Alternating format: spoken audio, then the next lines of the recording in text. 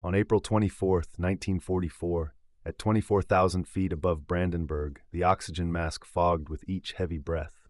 Major Rall pressed himself into the seat of his Messerschmitt Bf 109 G6.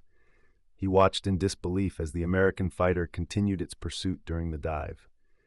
His earphones crackled with the frantic voices of Shatter 11's top pilots. These men had dominated the European skies since 1940, but now they yelled warnings like beginners. Indiana at 6 o'clock high. He's still with me at 400 kilometers per hour. How can he still keep up? For the last 3 years, Rall had lived by an ironclad rule of aerial combat. American fighters could not pursue German fighters back home. They simply didn't have the range, the altitude performance, or the speed. Yet, the P-51 Mustang, closing in on his wingman, shattered every belief that kept German pilots alive since 1941. Its Packard-built Merlin engine produced a death song at altitudes where American thunderbolts and lightnings struggled for air. Just 600 meters from its base in England, this Mustang still had enough fuel for another hour of combat and the return journey. Rall's own fuel gauge indicated he had only 15 minutes left to get back to Brandenburg. The laws of air superiority, distance, altitude, and endurance had flipped in a single morning. The hunters had become the hunted over their own capital. What Major R witnessed that April morning was not just a new American fighter, but the onset of the Luftwaffe's systematic destruction. In 1 year, the force that had instilled fear across Europe would lose 75% of its pilots, 90% of its seasoned leaders, and its total air superiority over Germany. The tool of this devastation was an aircraft designed in just 102 days. It was powered by a British engine and produced in numbers that left the Germans bewildered. The pilots seemed to multiply faster than they could be eliminated. The crisis had been brewing since August 17, 1943, when the United States 8th Air Force lost 60 B-17 flying fortresses in a single day while attacking Schweinfurt and Regensburg. The statistics of the bombing campaign had reached a turning point. American bombers faced 20 to 25% losses on deep penetration missions, while German fighter production was actually increasing, despite the bombings. General Major Adolf Galland, the general of the Luftwaffe, reviewed the numbers with pleasure in his Berlin headquarters. The Americans were losing bombers faster than they could train new crews. Each B-17 carried 10 men. These were 10 highly trained specialists who needed months of preparation. The Luftwaffe was gaining an advantage by giving up 1 fighter pilot for 10 bomber crew members. This exchange favored Germany significantly. In September 1943, Galland had told his staff that the Americans must turn back at Aachen. Their fighters lacked the range to escort beyond the Rhine. This meant Germany could focus its forces, wait for the escorts to retreat, and then attack the bombers without haste. The strategy proved effective. On October 14, 1943, known as Black Thursday, the 8th Air Force lost 60 bombers and 650 men in another raid on Schweinfurt. The American bombing campaign stumbled for 4 months. No significant raids reached deep into Germany. The Luftwaffe appeared to have won the air superiority battle simply due to geography. Yet, unbeknownst to the German pilots celebrating their success, a remarkable blend of engineering brilliance and industrial strength was already beginning to shift the tide. The North American P-51 Mustang was born from a British need in April 1940. It was designed in just 102 days, with the prototype flying only 149 days after the contract was signed. This rapid development would have been impossible in any other country. Initially powered by the Allison V1710 engine, the early Mustangs did not perform well above 15,000 feet, the very altitude needed for bomber escort. In April 1942, Rolls-Royce test pilot Ronald Harker proposed equipping the Mustang with the Merlin engine. This combination of American aerodynamics and British power would create the war's most crucial fighter aircraft. The Packard Motor Company in Detroit started producing the Merlin engine under license in August 1941. They applied American mass production methods to British precision engineering. By late 1943, Packard was manufacturing hundreds of Merlin engines each month. Each engine generated around 1,650 horsepower at high altitudes, where German pilots felt most secure. Colonel Thomas Hitchcock, the American military attaché in London and a former World War I pilot, wrote a forecast report in July 1942. He noted that the P-51 with the Merlin engine would surpass any existing fighter in the world above 25,000 feet. It would have the range to escort bombers to Berlin and back. This single aircraft had the potential to alter the entire strategic landscape in Europe. Jägerschwader II approached American bombers near Solingen, believing their escorts had turned back. The pilots were experienced, boasting thousands of victories together. They executed an attack pattern they had honed for 18 months. A staff leader observed as the escorts departed, watching the P-47 Thunderbolts waving their wings in farewell. They began their attack approach. As the FW-19s dove in for their assault, urgent messages crackled through their radios. There were still fighters, new ones, escorting the bombers. 8 P-51B Mustangs from the 354th Fighter Group, known as the Pioneer Mustang Group, stayed with the bombers. Their drop tanks provided an extra 150 miles of range, allowing them to escort deep into Germany. The German pilots, used to facing unescorted bombers for 18 months, were not ready for fighter opposition at this range. On December 13, 1943, a significant surprise occurred. For the first time, a major raid with considerable P-51 escort reached Kiel, 420 miles from the nearest Allied base. 16 P-51Bs from the 354th Fighter Group not only protected the bombers but also launched aggressive sweeps, seeking out German fighters instead of waiting for an attack. Major Georg-Peter Eder, leading 3 JG-1, encountered the Mustangs near Bremen. With 78 victories, Eder had tactics for each Allied aircraft type. The P-47 could be outmaneuvered at higher altitudes. The Spitfire did not have the range. The P-38 Lightning struggled in turns against German fighters. Yet, the P-51 resisted categorization. First contact occurred at 7,500 meters. Eder reported to Corps headquarters, noting that the enemy fighters maintained speed and maneuverability superior to their Bf-109G at this altitude. They pursued the Mustangs for 30 kilometers before fuel concerns forced them to land. The enemy continued their escort mission without any apparent fuel issues.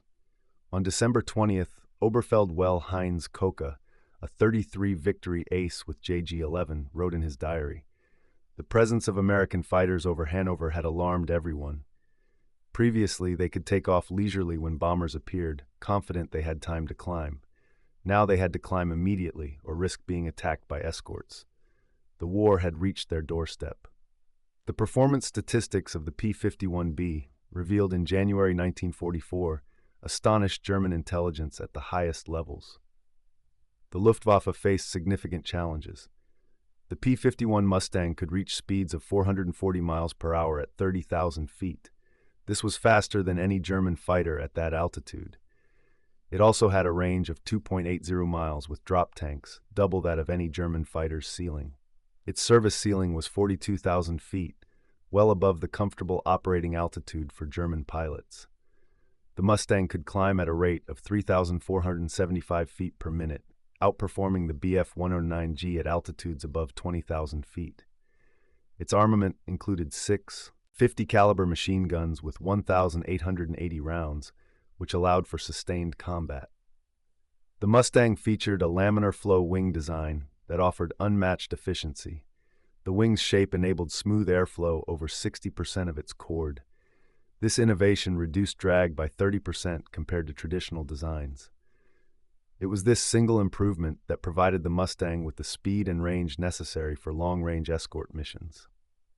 From February 20th to February 25th, 1944, the Big Week brought the full force of American air power against German aircraft production.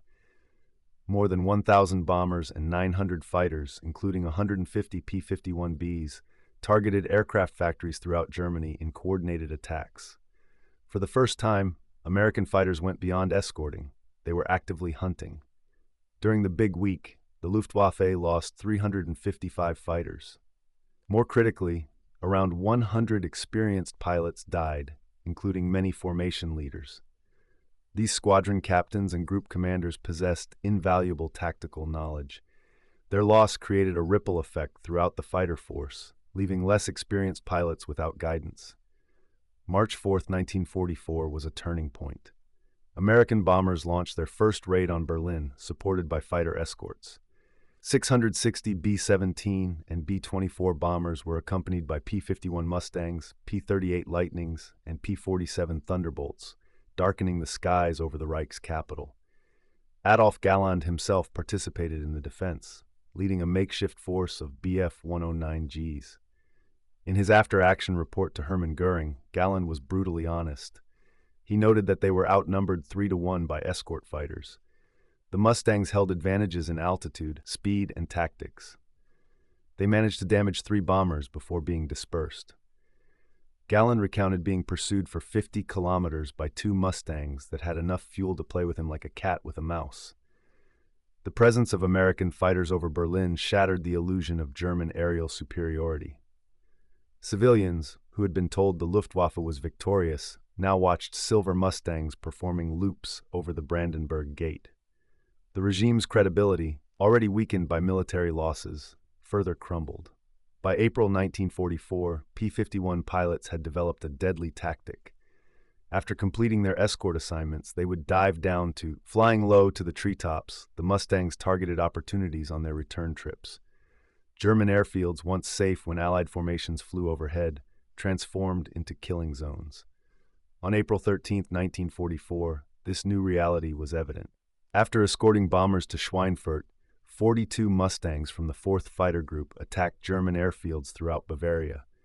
In just 30 minutes of focused strafing, they destroyed 51 aircraft on the ground, damaged 23 more, killed numerous ground personnel, and obliterated vital maintenance facilities. By May 1944, the Luftwaffe confronted a severe shortage of pilots. Monthly losses exceeded 25% of operational strength. At the same time, training programs produced increasingly less capable replacements. The average German fighter pilot in 1944 had only received between 110 and 160 flight hours before entering combat. This was a stark contrast to the 400 hours for American pilots and the 220 to 250 hours that German pilots had in 1941. By early 1945, some German pilots faced combat with just 80 hours of total flight time. Johannes Macky Steinhoff, commanding JG-77, described the alarming situation. He stated that they received boys as replacements. These young men, only 19 years old, had minimal training. Many had never flown above 5,000 meters, never engaged a moving target, and had no experience with hygiene maneuvers. They had to face American pilots with 400 hours of training. Most of those American pilots also had prior combat experience. This gap in quality became a significant advantage for American forces. Captain Don Gentile from the 4th Fighter Group, who achieved 21 aerial victories, noted, "By spring 1944, half of the German pilots we encountered were easy kills. They flew predictable patterns, failed to utilize cloud cover, and panicked when engaged. The experienced pilots were still dangerous. You could tell right away by their flying skills, but they were becoming increasingly uncommon." The strategic bombing campaign against German oil facilities increased in intensity during May 1944, compounding the P-51's advantages. German aviation fuel production dropped dramatically, from 180,000 tons in April to just 20,000 tons by September. Training flights were reduced and eventually halted. Combat operations became limited to crucial engagements. Meanwhile, American pilots continued their training flights over Germany. P-51 groups conducted fighter sweeps and offensive patrols aimed at locating and destroying German aircraft. With unlimited fuel, American pilots could linger over German territory, increasing their effectiveness. Airfields were filled with German planes waiting for their defenders to take off. Then the P-51 Mustangs would strike at the most vulnerable moments.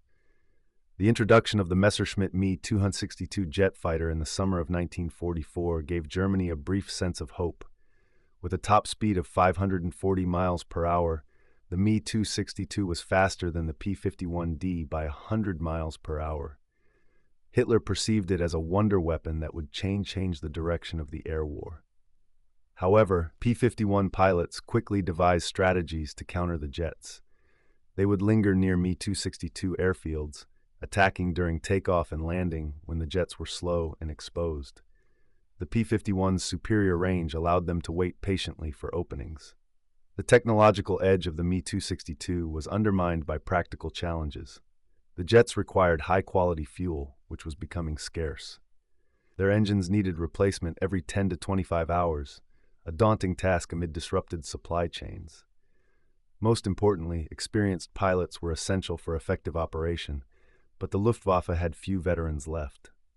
Notable Mi-262 pilots like Franz Schall, credited with downing 10 P-51s, and Georg-Peter Eder, who claimed 9 P-51s among his 12 jet victories, achieved personal success. However, these victories had no strategic significance. For every Mustang shot down, many more appeared. By autumn 1944, P-51s shifted their focus to Germany's transportation network. Operating in strong units, they attacked locomotives, rail yards, bridges, and canal locks. Germany's economy, reliant on rail transport, began to collapse systematically. On September 11, 1944, 36 P-51s from the 357th Fighter Group destroyed 81 locomotives in a single day. The 357th Fighter Group ultimately claimed the highest number of air victories at 595.5 of any P-51 group in the 8th Air Force. Reich Minister Albert Speer noted in his diary that the American fighters have achieved what the heavy bombers couldn't: complete transportation paralysis. Coal cannot reach power plants. Parts cannot reach factories. Food cannot reach cities. Beyond numbers and strategies, the dominance of the P-51 caused deep psychological trauma for German pilots. Men who had joined the service as elite warriors faced a complete shattering of their worldview. The Mustang pilots exhibited a confidence that demoralized their German counterparts. They performed aggressive aerobatics over German cities and celebrated victories over airfields they had just strafed. They overwhelmed every engagement with an abundance of aircraft. German pilots developed a dark sense of humor about their dire situation. A joke went around the fighter units. They would ask what a German fighter pilot needed for an Iron Cross. The answer was a P-51 escort to the cemetery. This gallows humor hid their deep sense of demoralization. On April 7, 1945, the Sonderkommando Ella operation took place. It was one of the Luftwaffe's last significant missions. About 180 to 200 B-109s, mainly flown by inexperienced volunteers, attempted to ram American bombers in a desperate suicide mission. The outcome was devastating. American fighters destroyed around 130 to 140 German planes while sustaining very few losses themselves. After April 1945, the Luftwaffe effectively ceased to function as a fighting force. Although some aircraft and pilots remained, the will to fight had vanished. Unit commanders stopped assigning missions. The once mighty force that had terrorized Europe was reduced to hiding its remaining aircraft. The final statistics reveal the full impact of the P-51. A total of 15,586 P-51s were produced. In aerial combat, they confirmed the destruction of 4,950 enemy aircraft. On the ground, they destroyed 4,131 enemy planes. P-51 losses numbered 2,520. The kill ratio in aerial combat was about 3.6 to 1. German pilot losses on the Western Front in 1944 exceeded 8,000, with over 3,000 more killed or missing from January to May 1945. The total fighter pilot force was significantly decimated. Luftwaffe strength declined sharply. In January 1944, there were approximately 1,600 operational fighters. By June 1944, this number dropped to 1,480. In January 1945, only 1,000 operational fighters remained. By April 1945, that number fell to just 325. When it comes to training hours, American pilots between 1944 and 1945 averaged over 400 hours before entering combat. German pilots early in 1944 had between 160 and 220 hours. By late 1944, that number decreased to 110 to 160 hours.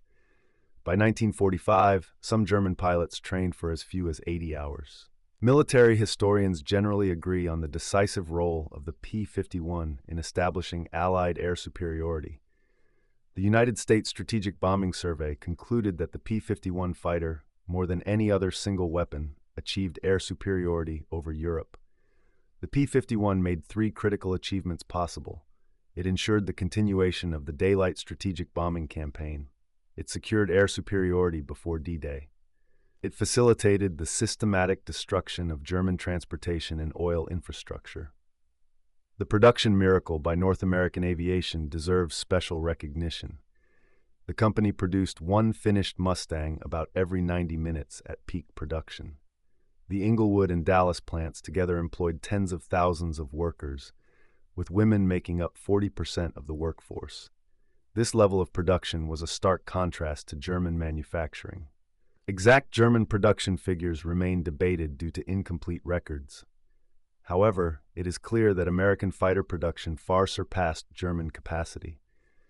The United States produced more P-51s alone than Germany produced of all single-engine fighter types combined from 1944 to 1945. The American pilot training system was just as crucial as the aircraft itself. By 1944, the United States Army Air Forces ran one of the largest educational programs in history. Each pilot completed 65 hours of primary training, 75 hours of basic training, 100 hours of advanced training, and over 160 hours of operational training. This structured approach ensured pilots arrived at combat units with over 400 hours of flight time. This included significant gunnery practice, formation flying, and combat tactics. In contrast, German pilots increasingly reached frontline units with little ability to manage their aircraft, let alone fight effectively. The P-51's impact extended beyond World War II. It showed that air superiority stemmed from systemic advantages, which included training, production, logistics, and technology integration, rather than just individual pilot skill or aircraft performance alone. Former Luftwaffe ace Adolf Galland later acknowledged that the P-51 was not superior to German fighters in every aspect. However, it was good enough in every regard. It was produced in overwhelming numbers, flown by well-trained pilots, and backed by unlimited resources. This combination proved unbeatable. At a 1975 NATO conference, General Günther Rall, who survived the war with 275 victories, shared his thoughts on the P-51's influence. He stated that the Mustang did not just defeat the Luftwaffe, it shattered the very idea of air superiority as it had been understood. The Luftwaffe had thought in terms of individual combat, pilot skill, and tactical victories. On the other hand, the Americans considered systems, production, and strategic dominance. They were fighting a different war, and they emerged victorious. The transformation was complete. The Luftwaffe, which had swept across Europe from 1939 to 1941, had nearly achieved victory over Britain and had dominated the Eastern Front. It was systematically defeated by American efforts. The P-51 Mustang represented the triumph of industrial democracy. It was the tool of destruction, but the real power lay in the society that created it. This was a society that could design an aircraft in just 102 days. It could manufacture more than 15,000 P-51s and train thousands of pilots to high professional standards. This capability projected power across oceans, achieving total air dominance. German pilots who dismissed American fighters in 1943 did not foresee that the P-51 would devastate the Luftwaffe. They failed to recognize the nation behind it. They focused on aircraft when they should have noted the assembly lines. They counted pilots instead of training programs. They looked at range when they should have considered industrial strength. By the time they grasped the essence of American power, it was too late. The hunt had reversed. The skies over Europe now belonged to the Mustangs. The downfall of the Luftwaffe was more than a military loss. It showcased how free societies, when fully engaged, could generate power that totalitarian regimes could not imagine. Ultimately, the P-51 Mustang demonstrated that success in modern warfare did not stem from warrior spirit or notions of racial superiority. Instead, it came from the everyday realities of industrial production, organized training, and excellent logistics. German pilots never anticipated being overwhelmed by the P-51 because they did not understand the vast productive capacity of American democracy. When they finally did come to this realization, They faced it from the wrong end of 50 caliber machine guns, high above the ruins of the Third Reich.